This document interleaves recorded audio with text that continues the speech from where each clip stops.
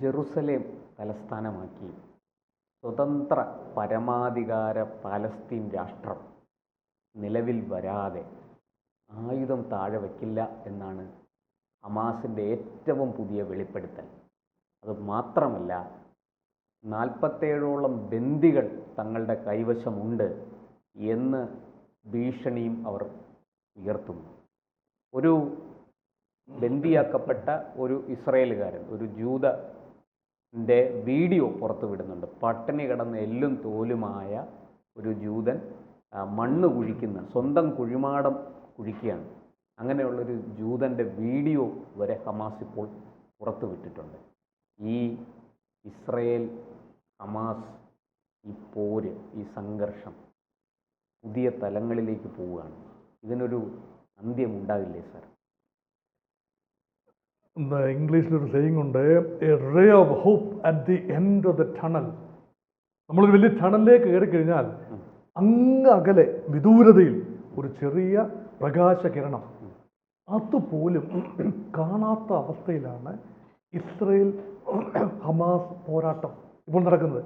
അത് പോരാട്ടം എന്ന് പറയാനാവുമോ എന്നറിയില്ല.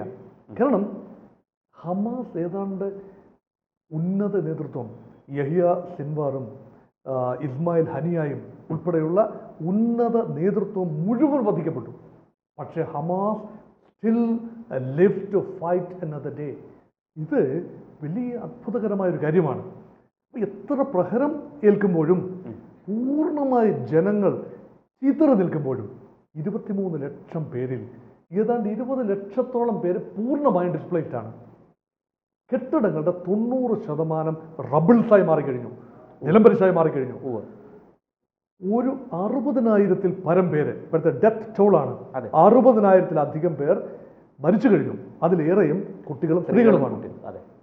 5-ൽ 1 കുട്ടി വീതം മൃതപ്രാണനാണ് പട്ടിണി കൊണ്ട് ഗാസയിലെ കുട്ടികളിൽ. സ്ത്രീകളുടെ കാര്യവും തഥൈവ. വളരെ ദയനീയമാണ്. 10 ലക്ഷം പേർ, 23 ലക്ഷം ജനസംഖ്യയിൽ 10 ലക്ഷം പേർ പൂർണ്ണ പട്ടിണിയിലാണ്. അത് ഗാസയിലെ കാര്യമാണ്. അതിൻ്റെ നേർ പരിച്ഛേദമാണ് ഗാസയിൽ തടവിലാക്കി ഇപ്പോഴും ജീവശവങ്ങളായി അവിടെ ഹമാസിൻ്റെ തുരങ്കങ്ങളിൽ പെട്ടുപോയ 20ഓളം ജീവനുകൾ, 47 ജീവനുകളാണ് ഉണ്ടെന്ന് കരുതുന്നത്.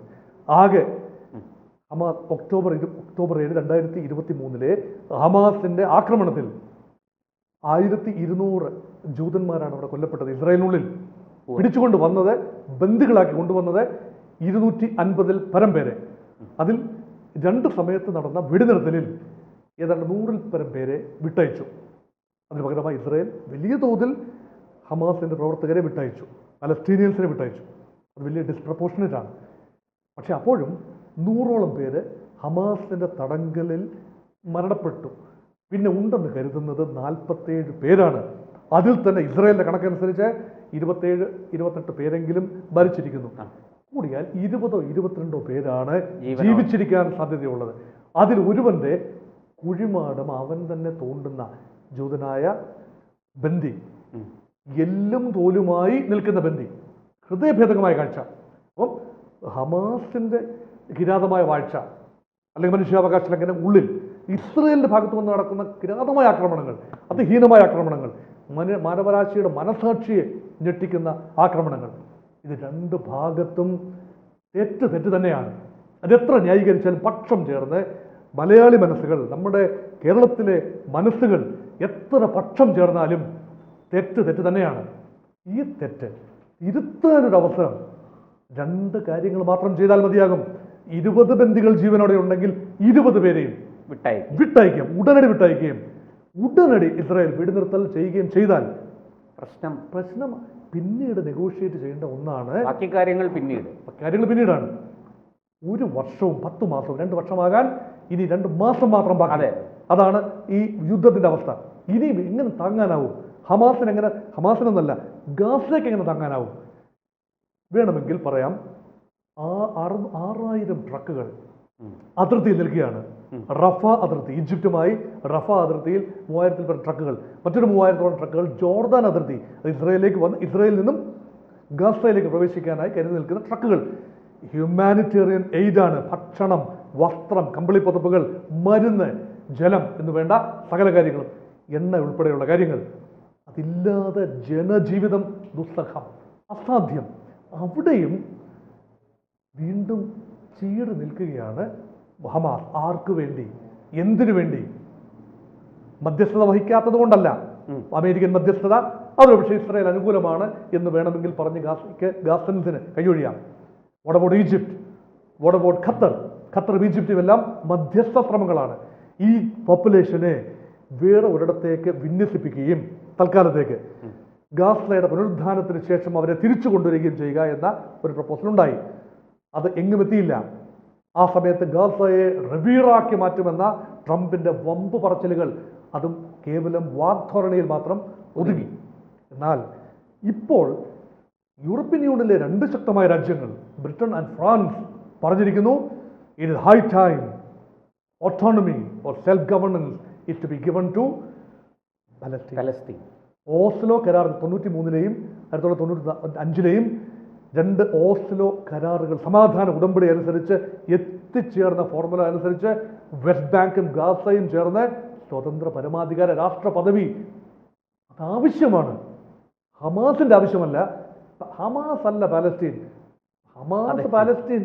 നമ്മുടെ ഒരു വലിയ ചിന്തയുണ്ട്, എല്ലാ പലസ്തീനിയൻസും ഹമാസാണ്. അങ്ങനെയല്ല. അല്ല, ഹമാസ് ഒരു തീവ്ര സംഘടനയാണ്.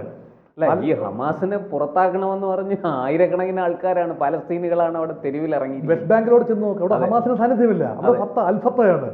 അപ്പൊ പലസ്തീനിയൻസിന് വേണ്ടി ഏകപക്ഷീയമായി വക്കാലത്ത് ഏറ്റെടുത്ത ഒരു തീവ്ര റാഡിക്കൽ ഇസ്ലാമിസ്റ്റ് ഗ്രൂപ്പാണ്, മിലിഷ്യയാണ്, ഇപ്പോഴത്തെ ഭരണകൂടമാണ് എന്ന് വേണമെങ്കിൽ പറയാം. ചക്രം തരിപ്പണമായെങ്കിലും ഔപചാരികമല്ലെങ്കിൽ പോലും ഒരു ഭരണകൂടമുണ്ട് അവിടെ. അതാണ് ഹമാസ്. ഈ ഹമാസ് നിരായുധീകരിക്കപ്പെടണം എന്ന് ഇസ്രായേൽ ആഗ്രഹിക്കുന്നുവെങ്കിൽ അതിന് തെറ്റ് പറയാനാവില്ല. ഹമാസിനെ വെച്ചുകൊണ്ട് ഒരു സമാധാന കരാറും പറ്റില്ല. പലസ്തീനിയൻ കോസാണ് വേണ്ടതെങ്കിൽ ഹമാസ് സ്വയം പിരിച്ചു പോവുകയും ഹമാസിന്റെ ആയുധപ്പുരകളിൽ നിന്നും ആയുധങ്ങൾ മാറ്റുകയും ചെയ്യണം.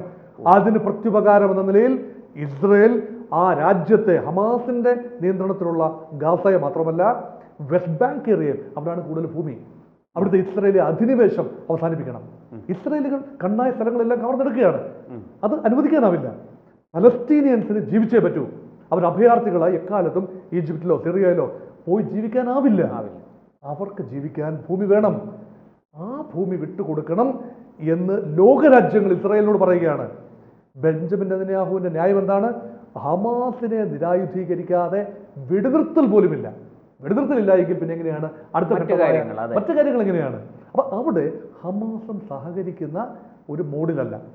അവിടെയാണ് ന്യായമായ സംശയങ്ങൾ. ഈ യുദ്ധം തുടരേണ്ടത് ആരുടെ ആവശ്യം? ഒരുപാട് നിഗൂഢമായ ദുരൂഹതയുണ്ട്. അതിൽ അമേരിക്കയ്ക്ക് ഉൾപ്പെടെ എത്രത്തോളം ആത്മാർത്ഥമായ ആഗ്രഹമുണ്ട്? അവിടെയാണ് ചോദ്യം. അമേരിക്കയ്ക്ക് ഉൾപ്പെടെ അവിടെ സംഘർഷം ഉണ്ടായിരിക്കേണ്ടത് നിരന്തരം.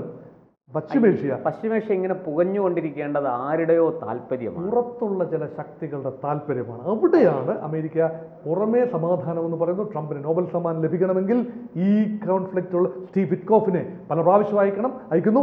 വിറ്റ്കോഫ് തന്നെയാണ് കഴിഞ്ഞ ദിവസം പറഞ്ഞത്, ഒരു ഇതിനുള്ള സമാധാന ചർച്ചയ്ക്കുള്ള അന്തരീക്ഷമായി ഹമാസ് ആയുധവിമുക്തമാകാനുള്ള സന്നദ്ധമായി കഴിഞ്ഞു എന്ന് പറഞ്ഞ ട്രംപിന്റെ പ്രത്യേക ദൂതൻ സ്റ്റീവ് വിറ്റ്കോഫിന്റെ വാക്കുകൾക്ക് പുല്ലുവില കൽപ്പിച്ചുകൊണ്ടാണ് ഹമാസ് പറഞ്ഞിരിക്കുന്നത്, ഇല്ല, ഞങ്ങൾ സ്വതന്ത്ര പരമാധികാര രാഷ്ട്രമായി മാറാതെ ആയുധം താഴെ വയ്ക്കില്ല.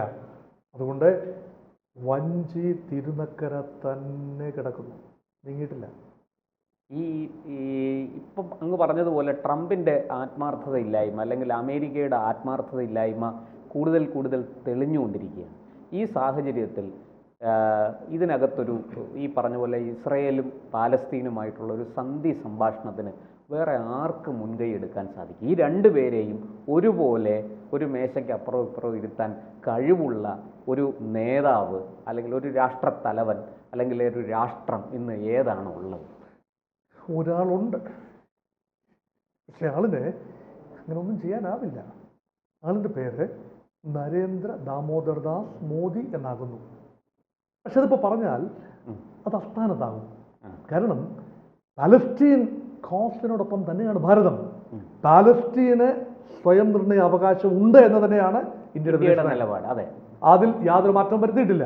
അതേസമയം ഇസ്രയേലുമായി പാലസ്തീനുമായും അറബികളായും ബന്ധമുള്ളത് കൊണ്ട് ഇസ്രയേലുമായി ചങ്ങാത്തമില്ല എന്ന് നമുക്ക് പറയാനാവില്ല. ഇസ്രയേലുമായി തന്ത്രപ്രധാനമായ സഹകരണമുണ്ട്. ബാലൻസിങ് ആക്റ്റാണ്. ഇസ്രയേലുമായും ഇറാനുമായും ഒരുപോലെ സഹകരണമുള്ള അത്യപൂർവം രാജ്യങ്ങളിലൊന്നാണ് ഭാരതം. അതുകൊണ്ട് റഷ്യ യുക്രൈൻ വിഷയമാണെങ്കിലും അറബി ഇസ്രയേൽ അല്ലെങ്കിൽ പലസ്തീൻ ഇസ്രയേൽ ഹമാസ് ഇസ്രയേൽ വിഷയമാണെങ്കിലും പരിഹരിക്കാൻ മധ്യസ്ഥത വഹിക്കാൻ ഏറ്റവും ഉചിതമായ രാജ്യം ഇന്ത്യയും ഉചിതനായ ആൾ നരേന്ദ്രമോദിയുമാണ്. പക്ഷേ ഇന്ത്യക്കൊരു നയമുണ്ട്, ബൈലാറ്ററലിസം. അവിടെയാണ് വിഷയം. അതുകൊണ്ടാണ് ഞാൻ പറഞ്ഞത് ആളുണ്ട്, രാജ്യമുണ്ട്, പക്ഷേ അതിനുള്ള സാഹചര്യമുണ്ടോ? ബൈലാറ്ററലിസം എന്ന് പറഞ്ഞാൽ രണ്ട് രാജ്യങ്ങൾ തമ്മിൽ, ഇന്ത്യയും പാകിസ്ഥാനും തമ്മിലോ മറ്റ് രണ്ട് രാജ്യങ്ങൾ തമ്മിലോ പ്രശ്നമുണ്ടായാൽ രണ്ട് രാജ്യങ്ങളും മറ്റെല്ലാം മറന്ന് നെഗോഷിയേറ്റിംഗ് ടേബിളിൽ വന്ന് ഉഭയകക്ഷി അടിസ്ഥാനത്തിൽ നേരിട്ട് ചർച്ച ചെയ്ത് പ്രശ്നങ്ങൾ പരിഹരിക്കണം. ഇതാണ് ഇന്ത്യയുടെ കാലത്തെ നയം. 1971 മുതൽ 72 മുതൽ സിംല കരാറിൻ്റെ അടിസ്ഥാനം തന്നെ ബൈലാറ്ററലിസം, ഉഭയകക്ഷി കരാർ. അങ്ങനെയെങ്കിൽ ഇന്ത്യക്ക് മധ്യസ്ഥൻ്റെ റോൾ, തേർഡ് പാർട്ടി മീഡിയേഷൻ വേണ്ട എന്ന് പറയുന്നത് ഇന്ത്യക്ക് എങ്ങനെ തേർഡ് പാർട്ടി മീഡിയേറ്റർ ആകാൻ സാധിക്കുമെന്ന ഒരു ബോട്ടിൽ നെക്ക് കടമ്പ അവിടെ ഉണ്ട്. എന്നിരുന്നാലും സാഹചര്യം ഒരുക്കുന്നതിൽ ഇന്ത്യക്ക് നിർണായക പങ്ക്. പലസ്തീൻ്റെ എക്കാലത്ത് നല്ല ചങ്ങാതിയായിരുന്നു ഇന്ത്യ. ഇപ്പോൾ ഇസ്രയേലിന്റെ നല്ല ചങ്ങാതിയാണ്. രണ്ട് രാജ്യങ്ങളോടും പക്ഷപാതമില്ലാതെ ഇപ്പം ഇന്ത്യയിലെ ഒരു ഇസ്രയേലിന് നമ്മളോടൊരു കടപ്പാടുമുണ്ട്, വലിയ കടപ്പാടുണ്ട് ഇസ്രയേലിന്. തീർച്ചയായിട്ടും ഭാരതത്തിന് ഇസ്രയേലിനോട് കടപ്പാടുണ്ട്. ഭാരതത്തിനുണ്ട്. കാർഗിൽ യുദ്ധം ഉൾപ്പെടെയുള്ള സമയത്ത് ഭാരതത്തിന് തന്ത്രപരമായ സഹായം നൽകിയത് ഇസ്രയേലാണെന്ന് ഓർക്കണം. അപ്പോൾ പാകിസ്ഥാനുമായി ഉള്ള ഇക്വേഷൻസിൽ പാകിസ്ഥാനെ കുറിച്ചുള്ള പല രഹസ്യ വിവരങ്ങളും ഇന്ത്യ കൈമാറിയിട്ടുള്ളത് ഇസ്രയേലാണ് എന്നും ഓർക്കണം. അതുകൊണ്ട് തീർച്ചയായും അറബ് രാജ്യങ്ങളുമായുള്ള സൗഹൃദത്തെ നമ്മൾ തുച്ഛീകരിച്ച് കാണാനാവില്ല. നമ്മുടെ വലിയ നമ്പർ ആളുകളുടെ ഒരു സ്വപ്നങ്ങളാണ് അറേബ്യൻ മരുഭൂമിയിൽ പൂവിടുന്നത്, തളിരിടുന്നത്. അതെല്ലാം അതിൻ്റെ എല്ലാം മേലെ ഇവിടെ ഇരുന്നുകൊണ്ട്, കേരളത്തിൽ ഇരുന്നുകൊണ്ട് ബക്കറ്റ് കണക്കിന് വെള്ളം ആ സ്വപ്നങ്ങളുടെ മേൽ ഒഴിക്കാനും നമുക്കാവില്ല. അതുകൊണ്ട് India has to tread very cautiously. അതാണ് എൻ്റെ സത്യം. കൂടുതൽ വാർത്തകളും വിശേഷങ്ങളും നിങ്ങളിലേക്ക് എത്താൻ ABC മലയാളം സബ്സ്ക്രൈബ് ചെയ്യുക, ബെൽ ബട്ടണും അമർത്തുക.